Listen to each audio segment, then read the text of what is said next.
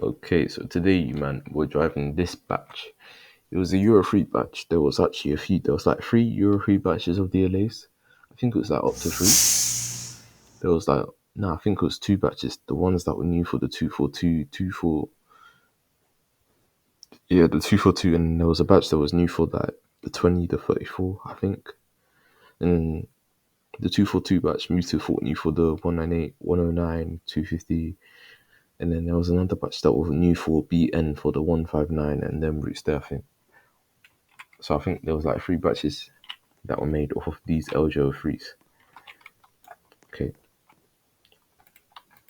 Now, these LGO3s, they were the best DLAs. I don't care what no one says. Bro, Euro 3 over Euro 2, DB250 any day. Euro 3 just sounds so much more satisfying, relaxing. I don't care about how loud Euro 2 is. Euro 3 actually sounded Euro 3 could relax you in whatever mood you're in. Euro 3 DB250 was the nice side of the DB250.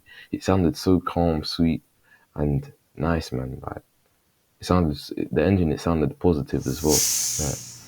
But Euro 2, it sounds all mean, all like aggressive. It sounds more growly, which I like, but I prefer calm. So that's why I like Euro 3 DB250. Euro 4 is kind of similar to Euro 3 DB250, but Euro 4, it kind of sounds like a Cummins engine at the same time, even though it's not. It's a DAF Packer engine, whatever, 8.6 litres, I think it is, or whatever. Someone will let me know in the comments.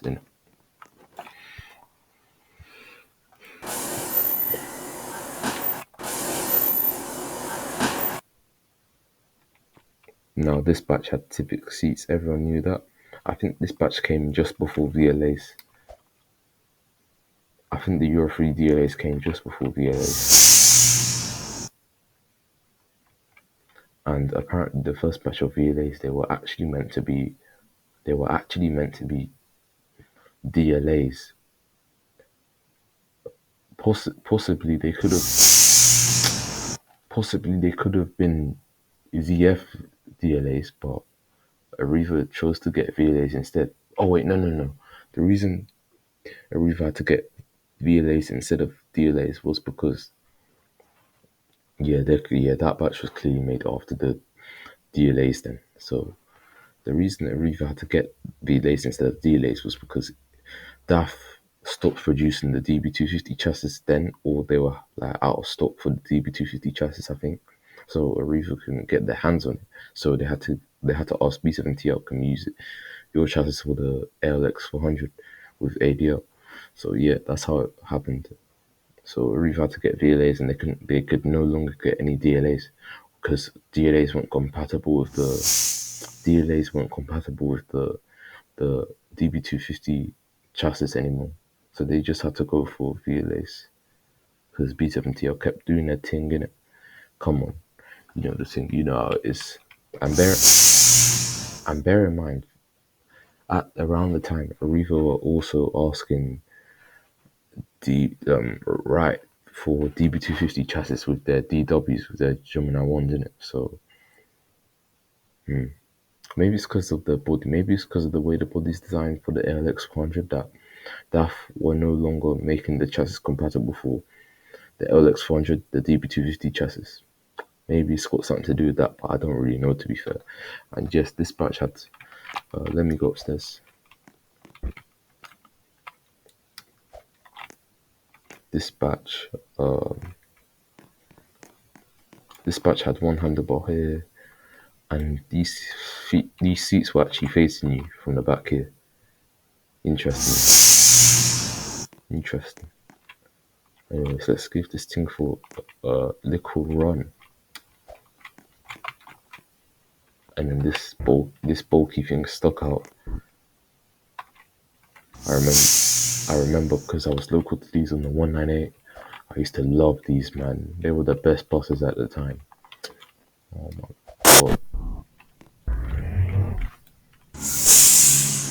I've glitched the camera.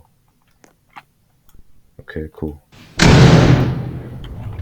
I've glitched it so I can just sit anywhere I want and just drive the beast. Cool.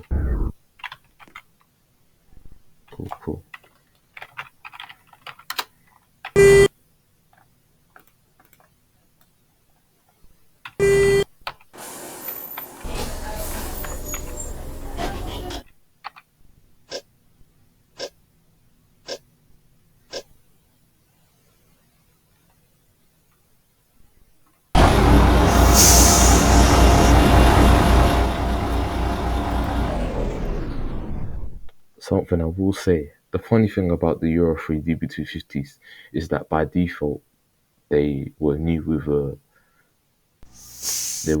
a higher idle RPM compared to Euro 2 DB250. Euro 2 DB250 was new. The chassis was new with a lower idle RPM to the Euro 3 and Euro 4. The Euro 4 DB250 has the same idle RPM as default as the Euro 3 one, but the Euro 2 one, it actually has a low idle RPM. It has a lower one than Euro 3 and Euro 4, which is interesting. I find that interesting.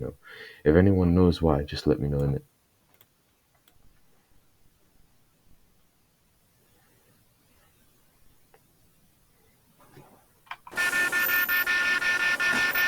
And some of these also had a low pitch redo buzzer. I remember